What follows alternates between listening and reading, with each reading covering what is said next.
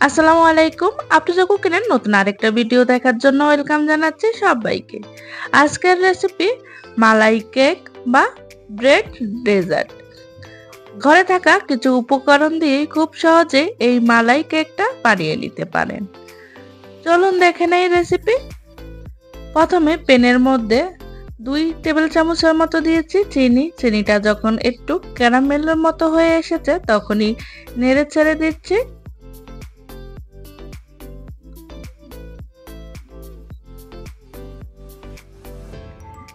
ক্যারামেলটা একদম পোড়ানো যাবে না, কিছুটা কালার চলে আসলে দিয়ে দিচ্ছি দুধ। এখানে দুধ 2.5 কাপের মতো দিয়েছি।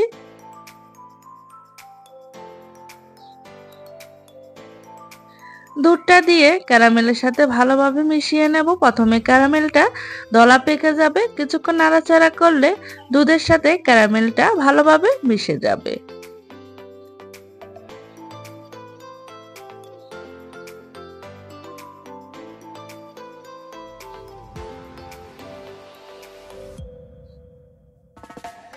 বেশ কিছুক্ষণ ধরে দুধটা জাল করে নিয়েছি। আর জাল করার সময় বারবার নেড়ে চেড়ে দিয়েছি যাতে উপরে থেকে কোনো সর না আসে। আর হালকা সরটা আসলে সরটা ভেঙে দুধের মধ্যে দিয়ে দিচ্ছি। এতে করে মালাইয়ের মতো একটা টেক্সচার চলে আসবে। 2.5 কাপ দুধ যখন জাল করে 2 কাপ হয়ে গেছে, এখন এখানে দিয়ে দিচ্ছি 1/4 কাপের মতো গুঁড়ো দুধ। গুঁড়ো দুধটা দিলে দুধটা অনেকটাই ঘন হয়ে যায় আর দুধটা জাল করে আর কমানোর প্রয়োজন নেই। আর এখানে কনডেন্স মিল্ক দিয়েছি 1/3 কাপের মতো। আপনারা চাইলে একই পরিমাণ চিনিও ব্যবহার করতে পারেন, তবে কনডেন্স মিল্ক ব্যবহার করলে মালাইটা খেতে খুব ভালো লাগবে। এখানে 1 চিমটির মতো দিয়েছি লবণ। মিষ্টি জিনিসে লবণ দিলে স্বাদের ব্যালেন্সটা ঠিক থাকে, আপনারা চাইলে স্কিপ করতে পারেন। আর এখানে দিয়ে দিচ্ছি 1 চিমটির মতো স্যাফরন। আপনাদের হাতের কাছে যদি স্যাফরন থাকে তাহলে ব্যবহার করতে পারেন, না হলে স্কিপ করতে পারেন। এই তো রেডি হয়ে গেছে মালাই। মালাইটা বেশ কিছুটা ঠান্ডা করে নেব। এদিক থেকে ব্রেডটা রেডি করে নিচ্ছি। এখানে আমি 8 পিসের মতো ব্রেড নিয়েছি। এখন ব্রেডের ব্রাউন কালারের যে অংশটা আছে একটা ছুরি দিয়ে কেটে নিচ্ছি।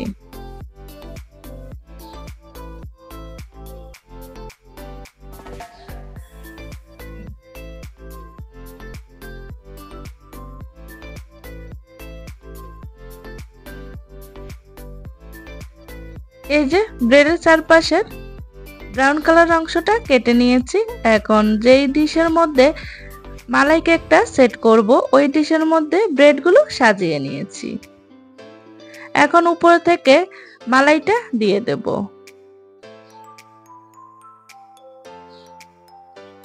মালাইটা চুলা থেকে নামিয়ে কিছুটা ঠান্ডা করে নিয়েছি, একদম পুরোপুরি ঠান্ডা করে নেই নাই।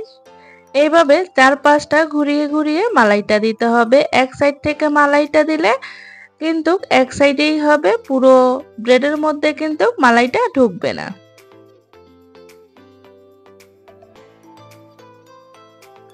এখন উপরে থেকে আমি বাদাম গুঁড়ো করে নিয়েছি, ওইটাই দিয়ে দিচ্ছি। এখানে কাজু, পেস্তা, কাঠবাদাম সবই আছে।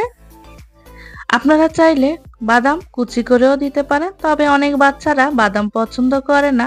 তাদের জন্য এইভাবে গুঁড়ো করে দিলে মালাইটা যখন খাবে তারা বুঝতেই পারবে না তাদের মুখে বাদাম পড়েছে কিনা, কিন্তু খেতে অসম্ভব মজার লাগবে। দেখলেন তো, ঘরে থাকা কিছু উপকরণ দিয়ে খুব সহজে বানিয়ে নিলাম মালাই কেক। কোনো রকম কেক বানানোর ঝামেলা ছাড়াই বানিয়ে নিয়েছি মালাই কেক। আশা করছি আমার রেসিপিটি আপনাদের ভালো লেগেছে। ভালো লাগলে প্লিজ আমার চ্যানেলটিকে সাবস্ক্রাইব করবেন আর একটা লাইক দিয়ে দেবেন। আমার রেসিপিটি আপনাদের কেমন লেগেছে আমাকে কমেন্টে জানাবেন। আপনাদের লাইক এবং কমেন্টস আমাকে নতুন নতুন ভিডিও দিতে উৎসাহ দেয়। ভালো থাকবেন সবাই। আল্লাহ হাফেজ।